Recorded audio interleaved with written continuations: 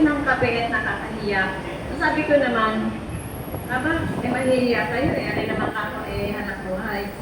So, sa madaling salita po, ano po, ako po ay ilang taon na ba? Sa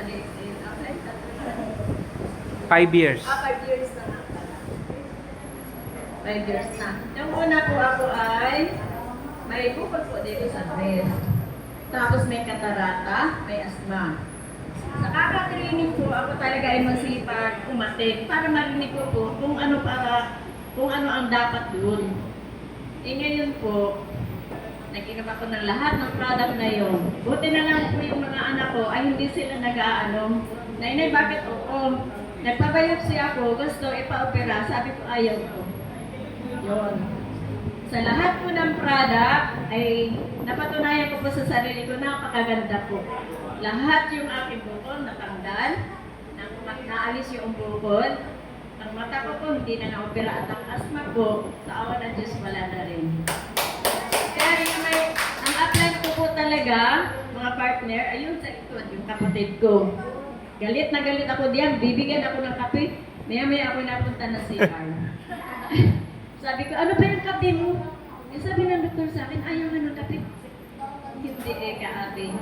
Ano mo yan? Kasi yung mga paa ko noon, hindi ako makakalakad pati. Ngayon, kahit ako sa takbo, wala Tapos lahat po ng mga apo ko, lahat, tanungin mo, pag nadapa, Mami, where is your Ganusi toothpaste? Ilalagyan nila. Mami, masakit ang tiyan ko. Mami, nasaan yung aming Rosil na with GN at saka spirulina? Maybe po silang nagkakasakit na kamo dalhin sa ospital. Hanggang ngayon, nalalaki na sila.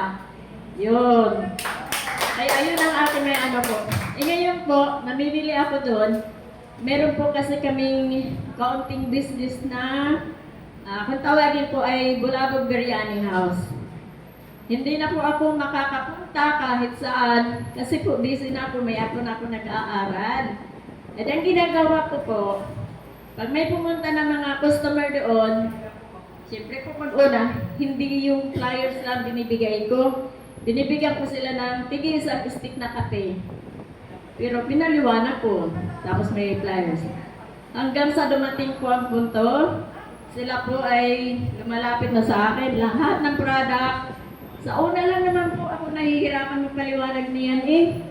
Pero nung sila nakapag-train na, hindi naman po sa ako'y nagyayabang. Mayroon akong 2 customer na sa isang buwan, 2 beses kung bumili sa Bulabog. With customer price po yun. Nagkahalaga ng 9,000 po. Bawat bili nila. Tapos yung mga kape, ganun din po, meron isang tao lang, 4 ng kape. Tatawag na lang sila. Lahat po, may toothpaste, basta kung kita po. Pag primero lang naman po talaga masasabi ninyo, ano ba naman ari? Tiyaga lang. Katulad ninyo ining. Nako, yung aking apo, pag sila 18, ay gusto magpa-member na. Kasi nakikita nila. Pag sila nag-aaral, halimbawa, exam bukas, Mami, pwedeng pahingin ng kukusi. Sabi ko, bakit? At saka spirulina. Kasi madali silang maka sa mind daw nila. Di lagi silang mga may valedictorian na sila. Yes. Pati nga aking mga baby. Kaya yun lang po ang masasabi.